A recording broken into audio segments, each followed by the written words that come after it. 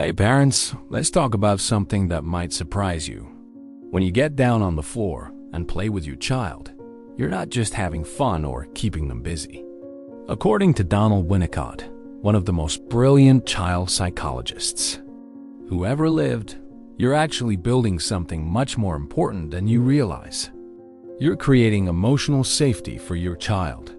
And here's the thing, this isn't just a nice bonus. It's absolutely essential for your child's development. Now, I know what some of you might be thinking. Playing feels so simple, so basic. How can something as straightforward as playing blocks or pretending to be dinosaurs be that important? Well, Winnicott spent decades studying children and families. And what he discovered will change how you think about playtime forever. First, let's understand what Winnicott meant by emotional safety. He wasn't talking about physical safety, like making sure your child doesn't fall off the playground equipment. He was talking about something much deeper. Emotional safety is when your child feels completely accepted for who they are, when they know they can express their feelings without being judged or rejected, and when they trust that you'll be there for them no matter what. Think about it this way. Your child's emotional world is huge and sometimes overwhelming. They feel things intensely. They don't always understand their emotions, and they need help making sense of it all. When you play with them, you're entering their world and showing them that their inner life matters to you. You're telling them, without words, that their imagination is valuable. Their ideas are worth listening to, and their way of seeing the world is important. Winnicott had this beautiful concept he called the good enough mother or good enough parent. And before you worry that this sounds like settling for mediocrity, let me explain what he really meant. A good enough parent doesn't have to be perfect. In fact, trying to be perfect can actually be harmful to your child. What your child needs is a parent who is present, responsive, and genuinely interested in who they are as a person. When you play with your child, you're being exactly that kind of parent. You're showing up, you're paying attention, and you're letting your child lead the way. This is incredibly powerful for building emotional safety because your child gets to experience what it feels like to be truly seen and accepted. Let me give you a real example. Imagine your 4-year-old wants to play house, and they decide that in this game, they're the parent and you're the child. Now, your instinct might be to correct them or redirect the game. But Winnicott would say, go with it. Let your child be in charge. When they tell you it's bedtime and you need to brush your teeth, play along. When they scold you for not eating your vegetables, respond as if you're really the child in this scenario. What's happening here is profound. Your child is exploring what it feels like to have power and control, which they don't have very often in their real life. They're also working through their own experiences of being parented by trying it out themselves. And most importantly, they're learning that their ideas and their way of organizing the world are respected by you. This kind of play creates what Winnicott called a facilitating environment. This is a space where your child feels safe enough to explore, experiment, and express themselves authentically. It's not about having the fanciest toys or the most elaborate play setups. It's about your attitude and your presence. Here's something really important that Winnicott discovered. Children don't just play to have fun. They play to work through their emotions, to understand their world, and to develop their sense of self. When you join them in this process, you're not just entertaining them. You're helping them build the foundation for emotional health that they'll carry with them for the rest of their lives. Let's talk about what this looks like in practice. When your child wants to play the same game over and over again, and you start to feel bored or frustrated, remember that repetition is how children master new concepts and work through difficult emotions. That game where they pretend to be a baby and you have to take care of them? They might be processing feelings about growing up or working through some anxiety about independence. The key is to follow your child's lead without trying to turn every play session into a learning opportunity. Winnicott was very clear about this. Play should be spontaneous and child-directed. The moment you start pushing an agenda or trying to make it educational, you've shifted from play to something else entirely. Now, let's address something that many parents struggle with.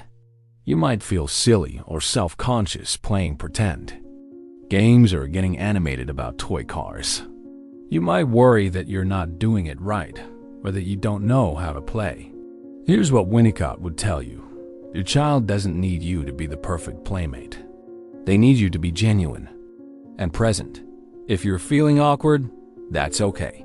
Your child will sense your authenticity more than your skill level. The fact that you're willing to enter their world, even if it feels uncomfortable at first, is what creates that emotional safety. You're showing them that they're worth your time and attention, and that their interests matter to you.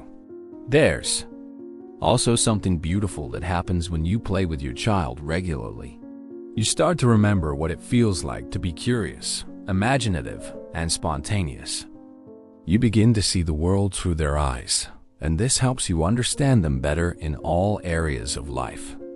When you've spent time in their imaginative world, you're more likely to respond with empathy when they're having a meltdown about something that seems trivial to you. Winnicott also talked about something called mirroring. When you play with your child, you're reflecting back to them who they are. You're showing them that they're interesting, creative, and worthy of attention. This mirroring helps them develop a healthy sense of self and teaches them that their emotions and ideas are valid. But here's where it gets really interesting. The emotional safety you create through play doesn't just stay in the playroom. It becomes the foundation for how your child approaches relationships throughout their life. When they've experienced unconditional acceptance and genuine interest from you, they learn to expect that from others. They develop the confidence to be themselves and the resilience to handle life's challenges. Think about the child who has regular, unstructured playtime with their parents. They learn that it's safe to be creative, to make mistakes, to have big feelings, and to try new things. They develop what Winnicott called a true self because they've had the experience of being accepted for who they really are. On the other hand, children who don't have this kind of play experience often develop what Winnicott called a false self. They learn to perform or behave in ways they think will get them approval, but they never feel truly known or accepted. This can lead to anxiety, depression, and difficulty forming authentic relationships later in life. Now, I want to be clear about something. This doesn't mean you have to play with your child every minute of every day. Winnicott actually believed that children also need time to play alone and to be slightly bored sometimes. What matters is that you regularly make time for genuine child-directed play where your child feels like they have your full attention and acceptance. Some of you might be thinking, but I'm so busy and there's so much to do. I get it.